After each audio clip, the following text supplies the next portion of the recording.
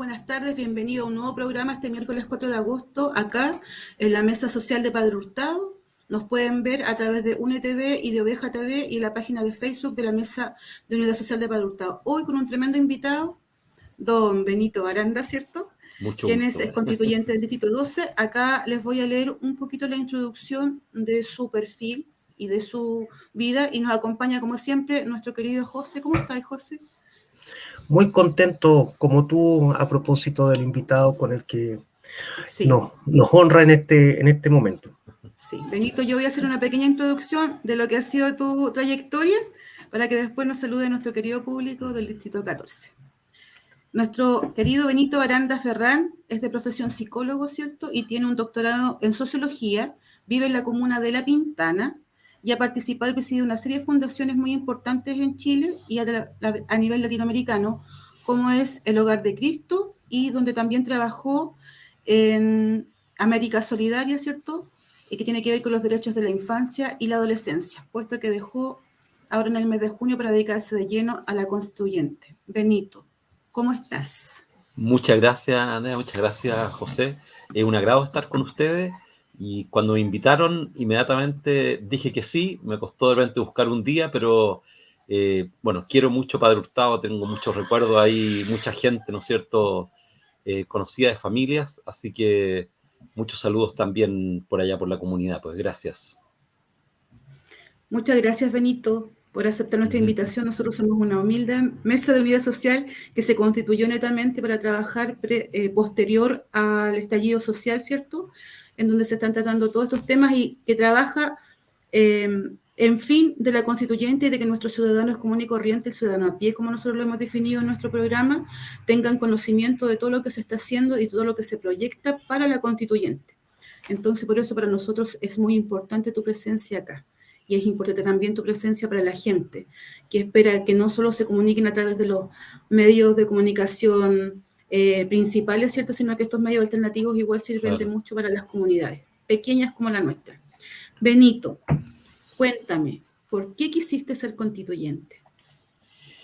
Bueno, como tú decías, ¿no es cierto?, llevo harto tiempo trabajando en el mundo social y llevamos un poco más de 30 años, unos 33 años viviendo en la comuna de La Pintana. Aquí hemos formado nuestra familia, tenemos 6 hijos que ya son grandes ya. De repente van a escuchar a Magdalena por ahí, que es nuestra hija que tiene discapacidad, que ya tiene 21 años, ya es bastante grande también. Y nos quedamos acá. Y Lorena trabaja harto en el sector del Castillo de acá. Allí trabajamos por algunos años ambos, ella sigue trabajando. Y conociendo la realidad social y viendo, ¿no es cierto?, las grandes desigualdades que tenemos en Chile y las grandes barreras para superar esas desigualdades, bueno, me tocó participar en muchas actividades, y siempre me toca participar en muchas actividades para poder modificar esas políticas públicas. Y la barrera principal que uno se enfrentaba cuando había que hacer modificaciones sustantivas era la Constitución. Era algo que había pasado, ¿no es cierto?, desde el mismo momento en que se aprobó la actual Constitución. A pesar de todas las modificaciones, fue muy difícil, ¿no es cierto?, poder modificar lo más esencial de esa Constitución, que es que al final el Estado se repliega mucho y deja en manos del mercado aspectos fundamentales que se vinculan a la dignidad de las personas. Y por eso cuando partieron todas las movilizaciones, yo digo siempre, las grandes movilizaciones en Chile partieron hace unos 20 años. Y los últimos 10 años, antes del estallido social, ¿no es cierto?, hubo muchas movilizaciones. De hecho, trabajaba, ¿no es cierto?, en Plaza Dignidad, en lo que llamamos Plaza Italia, Baquedano, todos los nombres que ha tenido, ¿no es cierto? Y veíamos todas las movilizaciones y en varias de ellas bajamos a participar, ¿no es cierto?, los que trabajamos allí. Me recuerdo la del 2011, que era 18 de agosto y llovía fuerte, ¿no es cierto? Y caminamos ese día con lluvia, que le pusimos la marcha a los paraguas con los estudiantes. Y ese cúmulo de manifestaciones llegó, ¿no es cierto?, a ese octubre del 2019 que modificó seguramente el rumbo. Pero el rumbo, yo siempre digo, venía modificándose de antes. Y el deseo de escribir una constitución distinta también venía modificándose de antes. Hay gente que dice, la constitución no aparecía entre las prioridades. Pero ¿qué es lo que es la constitución? Es el pacto social. Y el pacto social apareció entre las prioridades desde el término de la dictadura. Queríamos un nuevo pacto social, no el pacto social de la dictadura. Entonces, hablemos las cosas como son. Las personas queríamos un cambio en la manera en que se estaba construyendo el país. Y eso implicaba cambiar el pacto social que se había aprobado en dictadura. Yo fui parte de los que hizo campaña contra esa constitución, ¿no es cierto?, cuando se nos dio la oportunidad en ese plebiscito sin registros electorales del 80 y sin, ¿no es cierto?, posibilidad de hacer una campaña contraria. Fue muy limitada la campaña que pudimos hacer y nunca supimos si fue verdad o no fue verdad el resultado.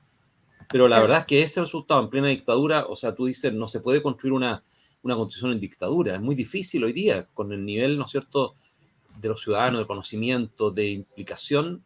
Tú la tienes que construir de cara a la ciudadanía y con mucha participación, porque implica un compromiso ciudadano. Después la gente dice, es que todos quieren deberes, o sea, derechos. Sí, pero cuando tú ya apruebas derechos en la Constitución, los derechos automáticamente implican deberes. Y eso es cuando yo participo y sé que me tengo que comprometer después con los deberes que tengo como ciudadano, ¿ya? Y por eso me involucré en una campaña grande del apruebo con muchas organizaciones sociales y después creamos un movimiento para colaborar que se llama Independientes No Neutrales, y de ese movimiento somos una decena de personas las que quedamos y estamos contribuyendo, muy distinto a esa decena, pues, muy diferentes todas y todos. Benito, en esa descripción que tú realizas, interesa, bueno, y es parte de lo que conversábamos anoche en nuestra reunión de pauta, interesa saber de tu impresión, de tu percepción, de cómo ha sido el proceso de instalación en la Convención Constitucional de este grupo de independientes, que se suma además a los otros independientes que Claro. se encuentran en otros pactos, ya sea al alero de algún partido político o al alero de la misma lista del pueblo y otras nomenclaturas, incluso hasta regionales, que existen a nivel país. Entonces, en esa clave, ¿cómo, desde tu percepción, desde la vivencia que te ha tocado conocer en esta otra cobertura, ¿no?, que nadie puede decir que Benito Baranda no sabe de la política, porque el hacer social es Claro. hacer político también. Pero situado en esta otra cobertura, ¿cómo ha sido ese aterrizaje tuyo, el aterrizaje de los independientes no neutrales, a propósito de echar a andar la Convención Constitucional? Bueno, para mí, personalmente, y después voy a contar algo del grupo también, del colectivo, es muy emocionante siempre ir para la convención. Hemos tenido momentos difíciles, muy tensos, pero parto en la mañana temprano, ¿cierto? Tomo la micro aquí en Santa Rosa, llego al metro, después me voy en metro, me bajo en Santa Ana, y me emociono mucho. De hecho, hoy día una mujer de la bandera, de la población La Bandera, San Ramón, nos fuimos juntos y nos fuimos conversando todo el viaje. Nos cambiamos de línea, todo, y ahí nos fuimos conversando por la línea 2. Ella trabaja en el hospital traumatológico, muy cerca, ¿no es cierto?, en la calle San Martín, el Instituto Traumatológico, y nos fuimos hablando de la convención. Entonces, lo quiero decir eso porque, más allá de los conflictos y de los problemas, siento que esto es como algo que yo no soñaba. Yo personalmente no pensaba que esto iba a ocurrir, y lo digo con harta sinceridad. Creí que iba a ser muy difícil que esto ocurriera, por lo menos en esta edad. A lo mejor más adelante sí iba a ocurrir con los movimientos estudiantiles y otros lo iban a lograr. El grupo nuestro es un grupo que partió con 11 personas. Una de las personas dejó el grupo porque sintió que teníamos que negociar más políticamente y se vinculó más a un grupo, ¿no es cierto?, que tiene más identidad política. En nuestro grupo, los 10 que estamos, somos bien diversos. Hay 2 abogados, un abogado y un abogado. Hay una periodista bien conocida que es Patricia Politzer. Después hay 3 profesoras, profesores. Bueno, y somos distintos. Hay una ingeniera, hay otro ingeniero muy joven que es experto en medio ambiente, que fuimos juntos acá y salimos juntos acá en el Distrito 12. La profesora, por ejemplo, que es del distrito del lado, que vive en Paine, que yo creo que corresponde al de ustedes, ¿no es cierto? Por supuesto. Paulina, hemos conversado con ella. La Paulina Valenzuela. Claro, la Paulina, ¿no es cierto? Ella es profesora rural y es una maravilla. Yo me emociono con ella mucho porque ella tiene una profundidad porque yo no la conocía a ella. Nosotros los que participamos no nos conocíamos, nos hemos visto por Zoom, pero no nos conocíamos personalmente. El primer aterrizaje fue conocernos entre nosotros y comenzar a conversar más entre nosotros. El segundo aterrizaje, ¿no es cierto?, fue establecer vínculos con los otros, con las y los otros independientes, la lista del pueblo, ¿no es cierto?, los movimientos sociales, también los independientes que tú señalabas, José, ¿no es cierto?, que estaban en otras listas, particularmente 3 de ellos que están en la lista del Partido Liberal, que le dieron espacio, que es Patricio Fernández, Agustín Esquella, ¿no es cierto?, y Jorge Abarca, que es de Arica, un profesor, un académico de la universidad, y así fuimos armando redes. No sé, pues está gente del sur también, ¿no es cierto?, Mauricio Daza, que es un independiente, desde Magallanes, y fuimos generando vínculos de amistad, también con personas que están vinculados a partidos políticos, no siendo a veces inscritos en partidos, pero que van en la lista y tenemos ideas parecidas. Eso no significa que votemos de la misma manera. Nosotros no votamos de la misma manera, y eso lo aclaramos siempre. Si ustedes identifican cómo hemos votado, a veces hemos votado distinto. ¿Ya? En algunas de las votaciones, por ejemplo, Gaspar Domínguez, que es parte de nuestra lista, que es de Palena y es doctor, votábamos más parecido los dos y el resto votaba distinto. Bueno, y se va mezclando. Por ejemplo, nosotros fuimos partidarios que la mesa de la convención fuese más representativa de las sensibilidades políticas. Y, por ejemplo, la lista del pueblo y los movimientos sociales decían que no, que teníamos que votarlo secuencialmente, ¿no es cierto?, con voto, ¿no es cierto?, dejando fuera la derecha, porque al final la derecha, si la votábamos, ¿no es cierto?, consecutivamente no iba a quedar. Para nosotros era importante que hubiese un representante de la derecha en la mesa. Nosotros no somos de derecha, somos más bien de izquierda, ¿no es cierto?, la mayor cantidad que estamos ahí, todos, yo creo, algunos quizás un poquito más tirados al centro, pero el resto más de izquierda. Yo, claro, soy más social, pero por supuesto en el pensamiento más de izquierda, más progresista, pero consideramos que era importante eso. Y la persona que le pedimos que asumiera una de las vicepresidencias, que es Lorena Céspedes, que también es más de izquierda ella, una profesora de física de Temuco.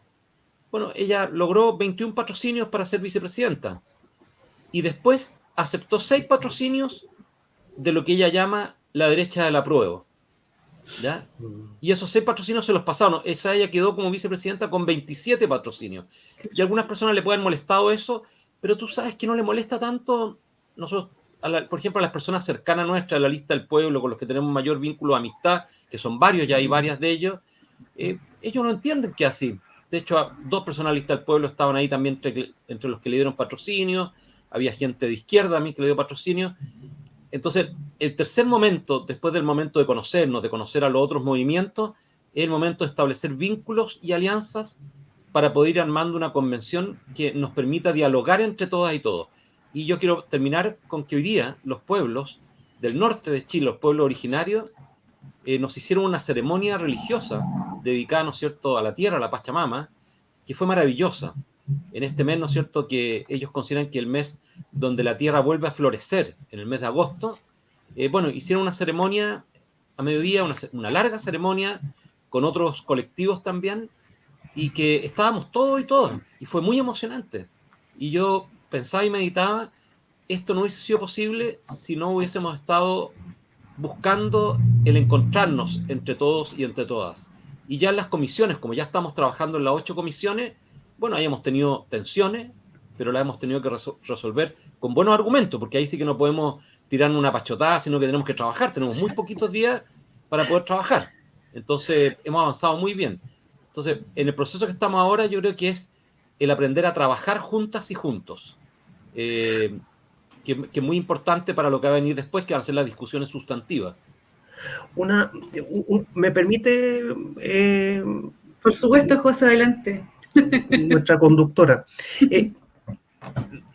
Interesa conocer en este relato que haces, Benito, cómo se llena de contenido el trabajo de un convencional constitucional, ¿no? Cómo se llena de contenido. Todos sabemos que cargamos con alguna expertise producto de nuestro ejercicio profesional, de nuestro ejercicio social, pero también tenemos la coyuntura de tener oportunidad y obligatoriedad, claro, de conocer un poco más de otros temas también. Entonces, antes de que se instalara la Convención Constitucional había bastante debate respecto de cómo se llenaban de contenido los integrantes de la Convención Constitucional, a propósito de asesorías, a propósito de posibilidades que el mismo gobierno podía entregar respecto de acercar estos asesoramientos incluso con algunas licitaciones internacionales. Recuerdo, yo no sé si eso se habrá concretado, se está concretando o están anclados a otras posibilidades de asesoramiento, si hay algún financiamiento respecto de esa circunstancia en términos institucionales, más allá de Claro. lo que uno pueda gestionar. O sea, lejos, y me gusta tu pregunta porque lejos, el mayor contenido que tenemos que llevar a la convención es el de las personas, de las comunidades, de las organizaciones sociales, de los movimientos sociales. Recuerden ustedes que el cambio de constitución es un cambio exigido desde la movilización social, no es un cambio que decide la élite. Es la movilización social masiva en Chile, desde octubre en adelante, ¿no? Pero antes de octubre también, de 2019, lo que yo señalaba, los distintos grupos que ya se estaban movilizando piden una manera de relacionarnos al interior de la sociedad diferente a la que tenemos. Entonces, lo primero es destinar mucho tiempo a escuchar a las personas. Eso es, durante todo el periodo que juntamos firmas, muchos cabildos, durante todo el periodo de la campaña, más cabildos todavía, más reuniones, muchas de ellas por Zoom, porque teníamos la pandemia en el peor momento, ¿no es cierto? Y durante este periodo, que todavía no tenemos reglamento, haciendo cabildos que seguramente no van a tener tanta incidencia, pero donde sí tenemos que escuchar a mucha gente, porque la incidencia va a venir luego, ¿no es cierto?, por lo que acuerde la Comisión de Reglamento y acordemos después en el plenario de cómo se va a hacer la participación y cómo lo que ocurra en la participación va a incidir en el texto constitucional. Entonces, ese es el mundo más grande. Después, algunos de nosotros tenemos personas que nos han estado ayudando hace tiempo. En Chile hay muchas personas que saben de esto, muchas. Entonces, los días sábados, por ejemplo, en la mañana, algunos participamos en charlas que nos están dando y que hacemos muchas preguntas académicos y académicas de la Universidad de Chile. He participado de muchas reuniones también de las experiencias internacionales, gracias a la Unión Europea, ¿no es cierto?, que ha invitado a personas de distintos países con distinto pensamiento, distinta organización política. Y también hemos tenido conversaciones entre las y los constituyentes. Hay algunos, piensen ustedes que hay 70 personas que vienen de la profesión del derecho, hay como, no sé, más de 20, no sé cuántos profesores y profesoras, unos poquitos psicólogos, seremos 3 o 4, después hay algunos economistas, y hay una mezcla grande de profesiones allí, pero la gran mayoría vienen del derecho, ¿ya? Y después tenemos personas que nos están ayudando, que son personas jóvenes que me acompañaron en la campaña, una mujer joven de La Pintana, ¿no es cierto?, constructora, que es de acá del mismo sector donde estamos nosotros, se llama El Castillo. Después un abogado joven también que me acompaña, Nicolás, la Catalina, Nicolás, y después una niña que me acompaña también en comunicación, la Catalina, y un colectivo en el Distrito 12, porque nos siguen ayudando de personas distintas, y ya estamos teniendo cabildos que están organizando las municipalidades sobre temas, ¿no es cierto? Este sábado tenemos y lo agradecemos mucho, con la municipalidad de San José de Maipo, ya, que vayan a tener un cabildo en la mañana, por Zoom todavía, ¿no es cierto?, porque los aforos no permiten tener tanta gente. Hemos tenido un excelente cabildo con las dos comunidades, con comunidades distintas de los neurodivergentes, que son personas en general del espectro autista, muy, muy fuerte, sobre todo una de ellas fue tremenda, con la Malucha Pinto nos invitaron, y la Marcela Cerey, y fue muy interesante. Bueno, y así, toda la semana estamos teniendo reuniones con los comités de vivienda, y eso, bueno, también con los familiares de los presos políticos de la revuelta, ¿no es cierto? Me han invitado ya en 2 ocasiones, algunos de ellos, a conversar, y así estamos abiertos en este periodo, sobre todo en los momentos que estamos fuera de las sesiones. Dentro de las sesiones hemos sido rigurosos. Algunos han salido de esa rigurosidad, pero son 2 o 3, nada más. Cuando la gente arma escándalo de eso, yo digo, pero revísennos. ¿Quién al horario de sesión está conectado a un medio de comunicación? ¿Quién está hablando en la radio o está, ¿no es cierto?, en la televisión? O sea, 2 personas, el resto de ustedes los ven todos metidos en la sala o conectados telemáticamente cuando están en regiones. Hemos sido muy rigurosos en eso, porque sabemos la responsabilidad que tenemos, y eso requiere un alto compromiso en este año. Benito, la mayoría de las personas al momento de que se concreta la Constitución, ¿cierto?, en donde ustedes van a firmar y se elige la presidenta y se elige el vicepresidente, todo partió con mucha polémica. La verdad es que fue una Constitución de ustedes muy extraña para lo que la mayoría queríamos, con mucha controversia, con mucha polémica de ciertos grupos, ¿cierto? ¿Cómo te ha parecido a ti este proceso? Porque la mayoría de la gente está siendo bombardeada con mucha desinformación, según mi criterio, yo me hago responsable de mis palabras, en donde en apariencia se ve mucho desorden, se ve que no están trabajando, que no están haciendo las cosas como corresponde o como la gente espera. También, ¿cierto?, considerando que muchos no saben cuál es el proceso de crear una nueva constitución y de los tiempos que esto conlleva. Entonces yo te pregunto, ¿cómo ves tú la instalación de la constituyente y de los procesos que han tenido en este mes que llevan trabajando? Bueno, te agradezco la pregunta porque me ha tocado hablarlo mucho. Lo primero que les digo a las personas cuando me preguntan, métanse a las redes de los constituyentes, de los que son de su distrito, y guíense más por lo que vamos comunicando nosotros de lo que va ocurriendo dentro de la convención, porque si te guías por lo que muestran los medios siempre buscan alguna noticia que genere audiencia. ¿Ya? No, yo creo que eso es lo que buscan, tienen que financiar los medios, algunos tienen a veces una carga ideológica, ¿no es cierto?, fuerte para buscar la noticia o poner un titular, una foto que genere polémica, y se quedan con eso, con un pequeño incidente, con una pequeña o gran discusión, pero el resto sigue funcionando. El día de la instalación, bueno, por supuesto que fue doloroso, pero yo me pregunto, lo que ocurrió el día de la instalación ese domingo, yo me fui en micro, bien de madrugada, con la Catalina Hernández, que es la persona acá del Castillo que me acompaña, joven, y nos fuimos en micro. Estaba oscuro, llegamos a la Alameda, caminamos por la Alameda, estaban los pueblos originarios, los mapuches, haciendo su ceremonia abajo del Cerro Bolén de Santa Lucía. Estuvimos un ratito con ellos, después pasamos caminando por Plaza Dignidad, y de ahí tomamos la micro porque nos íbamos a juntar en Los Leones con los otros convencionales, las otras convencionales del grupo nuestro, el colectivo nuestro, para llegar junto al Paseo Bulnes y entrar después hacia el ex Congreso, y entrar juntas y juntos. Y yo miraba todo esto y decía, bueno, este es Chile, si este es el dolor de Chile. Lo que ocurrió esa mañana es la expresión del dolor de Chile. Lo otro hubiese sido, ¿no es cierto?, quizá una hipocresía. O sea, la tensión que se generó ese día, que a mí no me hubiese gustado, ¿no es cierto?, que ocurriera. Pero entiendo que ese es el dolor de Chile. Se expresó allí, ¿no es cierto?, el dolor, la rabia, la frustración de personas, y se expresó la tensión que estamos viviendo en Chile. Fue como una catarsis de esa tensión social, política, ¿no es cierto?, que arrastramos hace tanto tiempo y que nos había costado tanto desatar, y que no terminó en ninguna guerra civil, terminó en un acuerdo de paz y en la construcción de una nueva constitución. Con alta tensión, por supuesto que sí, pues sí es la tensión que vivimos en Chile.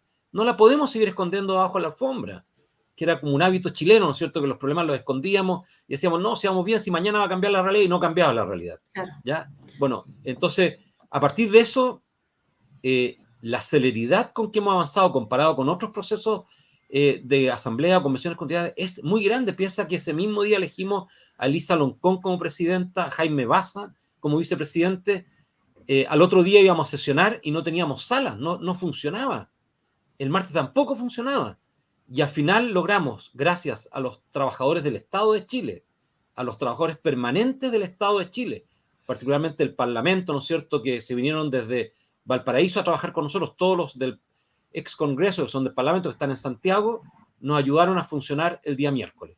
De ahí en adelante, bueno, fuimos aprobando, imagínense, hemos tenido más de 100 votaciones, hemos aprobado una norma de funcionamiento provisoria, que eso es impresionante, porque lo aprobamos el aumentar la cantidad de personas de la mesa para que fuese, ¿no es cierto?, distribuida la carga laboral de mejor manera y que no cayese solo sobre la presidenta y el vicepresidente. Agregamos 7 vicepresidencias, 2 de escaños reservados para que tengan una real participación nuestros pueblos, nuestros primeros pueblos, y después otras 5 que representaran las distintas sensibilidades políticas. Creamos 3 comisiones iniciales. Yo participo de la de ética, que ya estamos redactando el reglamento con las audiencias que estamos teniendo, la de administración y finanzas, ¿no es cierto?, y la de reglamento, que es fundamental para el funcionamiento de la convención. Después 5 otras comisiones, también provisorias, de un funcionamiento solo 30 días, para alimentar principalmente la comisión de reglamento y para que la participación, por ejemplo, la descentralización, impacte realmente en cómo vamos a llevar adelante el trabajo dentro de la convención. Y eso estamos trabajando a toda máquina, con audiencias. La cantidad de personas que se han inscrito es impresionante. En reglamento me parece que ya había más de 100 colectivos, personas que se habían inscrito para las audiencias. En el caso nuestro de ética fueron menor, no sé, habrán sido unas 50 organizaciones o personas. Se acaba de abrir hoy día la de participación. Si alguien de los que nos está escuchando quiere asistir a la audiencia de participación para proponer algo a esa comisión, bueno, ya está abierta la audiencia. Se meten en la página en Chile Convención, ¿no es cierto?, y van a poder inscribir, y se reciben todas las personas, todos los colectivos.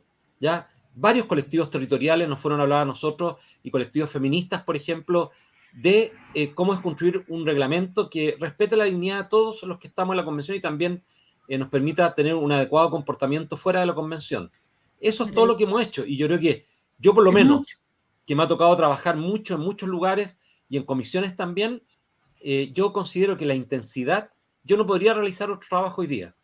Yo les comentaba a ustedes que la redacción del reglamento de ética implicó trabajar anoche hasta las 2:30 de la noche de manera telemática. Yo termino esta entrevista y me pongo a trabajar para continuar revisando el reglamento de ética, para poder presentar un borrador después cuando terminen las audiencias mañana. Mañana tenemos las últimas audiencias. De esas audiencias vamos a sacar lo que nos sirve para el reglamento, y toda la tarde vamos a trabajar en el reglamento para poder dejarlo presentado el viernes a las 9 de la mañana. Otro grupo, también de la comisión nuestra, que es provisoria, está preparando otra propuesta también, y esas 2 propuestas, ¿no es cierto?, se van a tener que poner en conjunto para ir viendo qué es lo mejor para la construcción del reglamento. Entonces, y eso va a ser un trabajo de una semana. Vamos a ir leyendo punto por punto, y no llegar y votar, no. Lo que queremos es ir viendo las riquezas de las propuestas y sumándolas, porque la comisión del reglamento de ética es extremadamente importante, va a regular la manera en que convivimos dentro. Entonces, si ustedes han visto de repente una persona que tiene exabrupto, que a lo mejor maltrata después por las redes a alguien, bueno, lo hemos visto. Claro, eso tú lo vas a regular a través de un comité de ética y de un reglamento. Benito, respecto a ese mismo comentario que tú nos acabas de hacer, tenemos una pregunta de Ramiro Catalán, y dice: Benito, gracias por estar con la Mesa Social de Padre Hurtado. Quería saber qué le ha parecido la performance de la derecha en convención y qué piensa de la posibilidad de amnistiar o indultar a los presos políticos de la explosión social. Hola, Ramiro. Pues sí. A ver, en relación a la primera parte de tu pregunta, claro, cuando uno habla de la derecha, ¿no es cierto?, serán 36, 37 personas las que están ahí. Algunos no son tan de derecha porque son independientes, pero bueno, esa es la derecha, ¿no es cierto? Y dentro de la derecha hay una derecha que votó por el apruebo, de los que están ahí presentes, ¿ya? Y otra derecha que votó por el rechazo, ¿ya? Y ustedes pueden identificarlo ahí, seguramente conocen ya a las personas que están allí. Eso marca una diferencia en la manera de dialogar. Por supuesto, los primeros días fueron tensos. Los seres humanos tenemos la tendencia a meter a todas las personas en un mismo saco, y la verdad es que la diversidad de los grupos es muy grande, la lista del pueblo es muy diversa, los independientes neutrales somos diversos, la derecha también es diversa, el Frente Amplio y los independientes del Frente Amplio también son diversos, y así, los socialistas, no sé, el resto de los grupos también hay mucha diversidad. Y paso a paso, ¿no es cierto?, cuando esa derecha se ha ido metiendo en nuestras comisiones, en las comisiones, ¿no es cierto?, que se armaron, estas 8 comisiones, bueno, su capacidad de diálogo es similar al resto de nosotros y de nosotras. Y allí tú ya no puedes, ¿no es cierto?, vociferar o tirar una consigna, sino lo que tienes que es aportar buenos argumentos y dialogar para llegar a acuerdos. Entonces, ahí comienza a cambiar el escenario, cambia bruscamente. Y en relación a la segunda parte de la pregunta, yo fui de los firmantes, ¿no es cierto?, de la primera declaración, ¿ya? Y bueno, si alguno me sigue en las redes o me ha seguido, yo no tenía redes antes, ahora las tengo, ¿no es cierto?, por estar en la convención, pero se van a acabar cuando termine la convención, pero mis declaraciones anteriores, como le decía, yo trabajo allí en Plaza de Dignidad, trabajaba, y creo que lo que ocurrió el 18 de octubre del año 2019 fue efectivamente una gran movilización social que tuvo sus momentos de violencia o de destrucción, pero que como toda movilización social que implica una transformación y que gatilla un cambio social, tú tienes que buscar la manera de que esas personas, ¿no es cierto?, que fueron detenidas, que fueron acusadas, no permanezcan en privación de libertad. Tienes que buscar la manera. Eso ocurrió en momentos más dramáticos para Chile, como lo fue, ¿no es cierto?, nuestra lamentable guerra civil en el 91, ¿no es cierto?, y triste guerra civil, y bueno, y en otro momento de la historia de Chile, ¿ya? En la matanza del Seguro Obrero, por ejemplo, hubo también una ley de amnistía, no sé, bueno, y han habido tantos momentos de Chile. Y hay un momento que no hubo una ley de indulto ni amnistía, ¿no es cierto?, pero que fue tan fuerte como el impacto que ocurrió en octubre del 2019, que fue para el terremoto. La gente se le olvida que en el terremoto los saqueos y destrucciones fueron tremendos. Yo llegué 3 días después del maremoto, del terremoto, a Los Álamos, y en Los Álamos 2 supermercados, los más grandes, estaban destruidos y uno incendiado. Después pasé por Lota. El centro de Lota tenía tanquetas, estaba bloqueado todo, se había quemado inclusive la bomba de benzina porque había sacado benzina y explotó, el mercado se había destruido, y allí, claro, no creamos una ley, pero en el fondo lo que hicimos fue indultar o amnistiar a las personas que habían participado, muchos de los que se habían detenido. Y bueno, y el presidente actual hizo esto también sacando un montón de gente de la cárcel en un momento porque había una gran sobrepoblación, mucha más gente de la que está hoy día detenida o procesada. Entonces, a veces se muestra, ¿no es cierto?, esa cara de destrucción, pero yo digo que bueno, esa cara de destrucción recibió una respuesta del poder legislativo y de los partidos políticos, para algunos insuficiente, yo creo que fue a lo mejor insuficiente, pero fue lo suficiente o lo poquito suficiente para gatillar lo que estamos viviendo. Entonces, ahí tenemos que buscar la manera de traer mayor paz y tranquilidad social. Y eso lo logras, nos guste o no nos guste, a través de esos mecanismos jurídicos. Maravilloso. Tremenda experiencia. Benito, nosotros en nuestros programas previos hemos estado hablando con gente de nuestro distrito y tiene que ver netamente con el agua. En nuestro sector, nuestro distrito 14, hay, no sé si considera las zonas de sacrificio, pero sí que tienen muchos problemas y especialmente el sector de San Pedro, allá en Melipilla, es un sector donde nuestros pobladores, nuestros ciudadanos no tienen acceso al agua potable. Tú, como constituyente, relativo a los valores, que hay además una pregunta que está por acá dando vuelta, que dice, ¿cómo piensa plasmar sus valores en esta Constitución? ¿Cuál sería el camino a seguir para poder otorgar que todos nuestros ciudadanos tengan derecho a tener agua potable en sus casas? Karina, dígame, José. Para complementar la pregunta, eso ¿cómo significamos el agua? No más. Bueno, esto ha sido fruto de muchas conversaciones entre nosotros, especialmente con los pueblos originarios, los escaños reservados. Ese vínculo, ¿no es cierto?, que tienen con la naturaleza, esta búsqueda del buen vivir, de ser parte de un ecosistema, ¿no es cierto?, y no considerarse el centro del mundo, sino ser parte de ese ecosistema como seres humanos. Bueno, lo han puesto muchas veces y hemos tenido, hoy día tuvimos una ceremonia, ¿no es cierto?, a la 1 después de la primera sesión en la mañana, y con los pueblos del norte, y vuelve a salir el agua, el aire, la tierra, que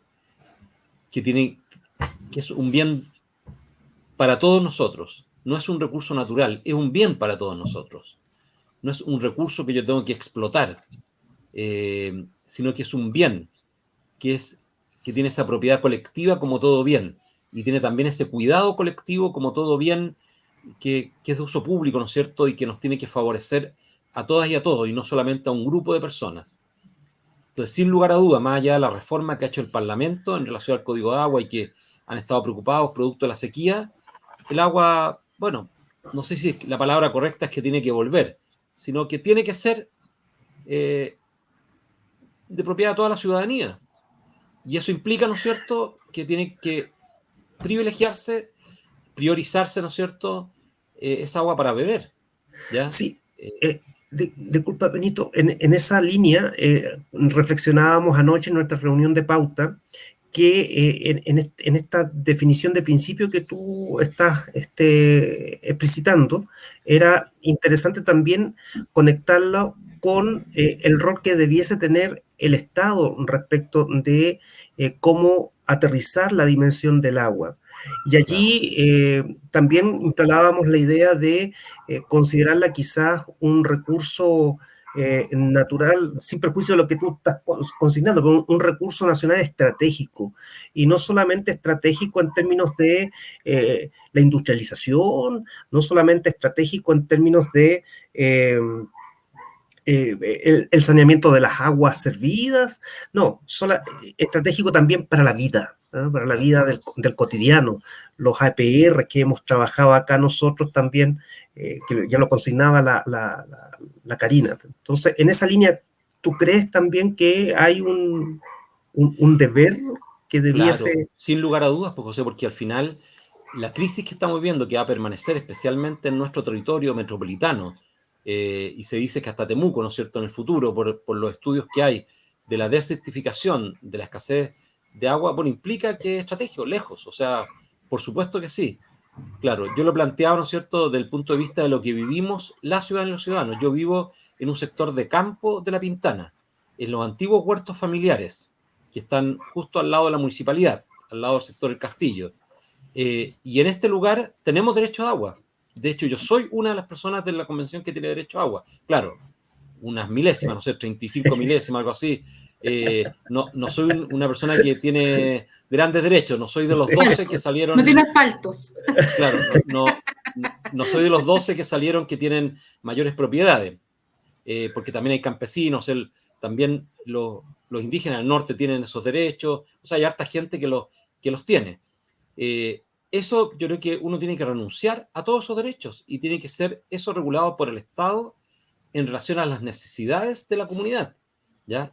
Y esa agua tiene que ser cuidada, y eso implica que, por ejemplo, aquí donde nosotros vivimos, nunca se debería haber intervenido el río Maipo.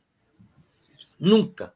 O sea, nunca se debería haber aceptado, sabiendo lo que iba a ocurrir con el agua, haber aceptado, ¿no es cierto?, esta central hidroeléctrica, ¿no es cierto?, de pasada, con los tubos que están metiendo todo, porque además, desde el punto de vista de la inversión que están realizando, es totalmente absurda. Si la mayor cantidad de la energía que vamos a tener en Chile va a ser renovable, fotovoltaica y capaz que el día de mañana mareomotriz, ¿ya? O eólica, no sé. Y ahí está la búsqueda de energía para Chile. Es uno de los países privilegiados para toda esa energía. El resto es arcaico, y genera grandes daños a las cuencas, grandes daños y modificaciones que yo creo que después es imposible revertirlas ya, porque ya modificaste el cauce, modificaste, ¿no es cierto?, ese curso de las aguas, que aunque la devuelves después al cauce, bueno, ya la sacaste y todo lo que crece alrededor de ese cauce, de ese cajón maravilloso que es el cajón del Maipo, bueno, es tan absurdo que en la campaña me tocó visitar hartos sectores rurales, y en San José de Maipo, y con una persona maravillosa que era también candidata, que no quedó, espectacular ella, ya defensora, ¿no es cierto?, de su territorio, me contaba que en todo su sector no hay agua potable. Sí. Y tienen el río al lado, y tienen Sí, a sí. la empresa de agua ahí al lado, no hay alcantarillado. O sea, yo me agarraba y tocó decía, pero qué impresionante. conocer eso. Yo decía, qué impresionante. O sea, cómo uno no, yo Estado no privilegio, es como si tuviese una gran central eléctrica, ¿no es cierto?, fotovoltaica en el norte y el pueblo al lado no tuviese luz. Bueno, en el norte pasa mucho. Tú pasas a Bolivia, las veces que he pasado por tierra a Bolivia, al otro lado tienes energía eléctrica, tienes pueblos funcionando, y en el lado chileno, 4 horas de energía eléctrica con un motor, y tú dices, pero qué impresionante. Si pasaste a un país que inclusive tiene mucho menos recursos que Chile desde el punto de vista económico, saliste de un territorio riquísimo en minería, que le entrega un montón de tributos a Chile, y no eres capaz de poner energía eléctrica en los pueblos fronterizos. Bueno, esas son las lamentables prioridades que tenemos en Chile. Bueno, el centralismo destruye mucho de eso. Benito. Y los derechos de agua, ustedes saben que fue un tremendo negocio que causó mucho daño, es un daño casi irreparable. Se produjo una mercantilización que dañó a muchas personas, familias y comunidades.